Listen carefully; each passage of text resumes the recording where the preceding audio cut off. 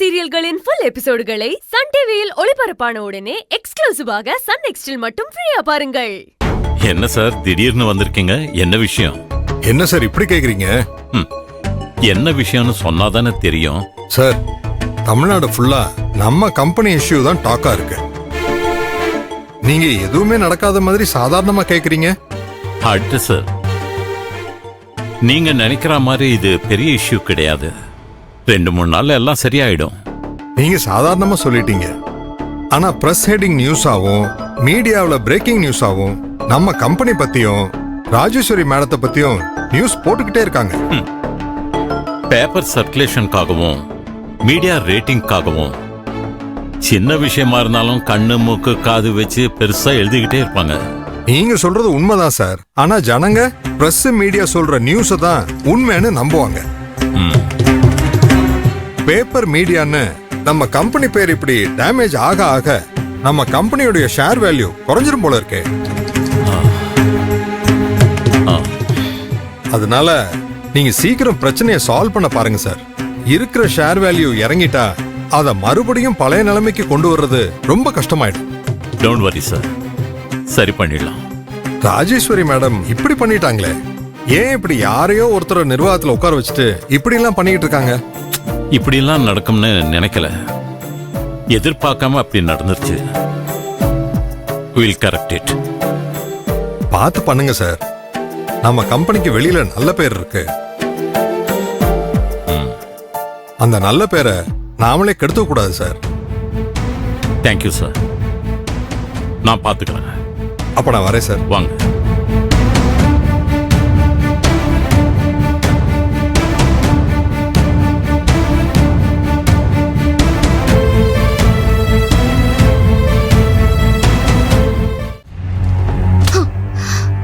பொய்யான நியூஸ கொடுத்து இரிட்டேட் பண்றீங்களா?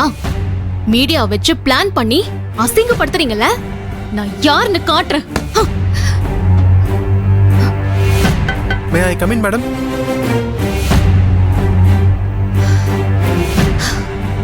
Yeah, come in. Sorry madam, நீங்க டென்ஷனா இருக்கீங்க. நான் அப்புறமா வரேன். அதெல்லாம் ஒண்ணும் இல்ல, சொல்லுங்க. டீலக்ஸ் என்டர்பிரைசஸ்ல இருந்து கால் பண்ணியிருந்தாங்க மேடம். 2 நாளைக்கு முன்னாடி அவங்களுக்கு நம்ம மெட்டீரியல் சப்ளை பண்ணிருக்கணும்.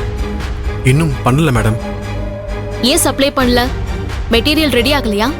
ஆமா மேடம், அந்த மெட்டீரியல் ஃபார்முலா தெரிஞ்ச 2 ஃபோர்மேனையும் நீங்க வேலையை விட்டு எடுத்துட்டீங்க. அதனால ப்ரொடக்ஷன் லேட்டு, ஸ்டாக் ரொம்ப கம்மியா இருக்கு மேடம். அவங்க மார்க்கெட்டிங் மேனேஜர் ஃபோன் பண்ணி மெட்டீரியல் வருமா வராதான்னு கேட்குறாரு. நான் எம்டி கிட்ட கேட்டு சொல்றேன்னு சொல்லிருக்கேன் மேடம். வெளியே இருக்கிறவங்க வேலைக்கு வரலன்னா மெட்டீரியல் அனுப்ப முடியாது, அப்படிதானே? ஆமா மேடம், இன்னைக்கு அனுப்பலன்னா ஆர்டரை கேன்சல் பண்ணிட்டு வேற கம்பெனில ஆர்டர் கொடுத்துருவோன்னு சொல்றாங்க மேடம். இப்படிலாம் நடக்கும் தெரிஞ்சுதானே லேபர்ஸ் எல்லாரையும் உட்கார வச்சு ஸ்ட்ரைக் பண்றாங்க. உங்களுக்கு எக்ஸ்பீரியன்ஸ் இருக்குல்ல, சொல்லிருக்கலாமே. திடீர்னு இப்படி எல்லாம் நடக்கும்னு எனக்கு தெரியாதே மேடம். நீங்க நினைச்ச உடனே அப்படி ஒரு முடிவு எடுத்துட்டீங்க. மேடமும் டக்குன்னு ஸ்ட்ரைக் பண்ண ஆரம்பிச்சிட்டாங்க. அசந்தா அடிக்கிற மாதிரி அடிக்கிறாங்கல்ல, பாத்துக்கலாம். நீங்க அந்த மேனேஜருக்கு ஃபோன் போட்டு கொடுங்க, நான் பேசுறேன். சரிங்க மேடம்.